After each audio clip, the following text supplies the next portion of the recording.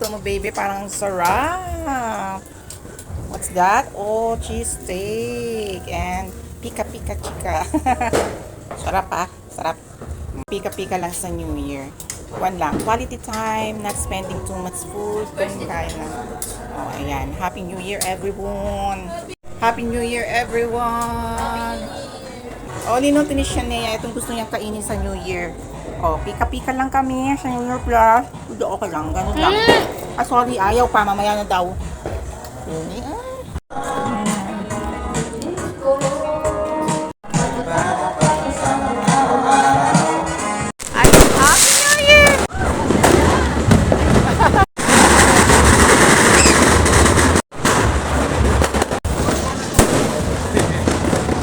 Ay, naka! Ay! Muna ka.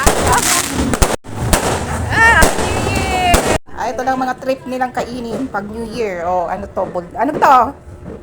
Mga ano, Korean food. Yung pika-pika, pika-pika lang, yung madaling kainin. Kasi magmimerienda, kanina pa kami nakakain.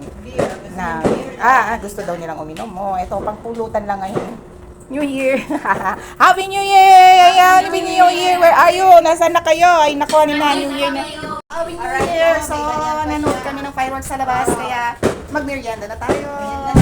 Mag-picture muna tayo. Sandali, hindi pa tayo nakapicture. Merienda muna sa New Year.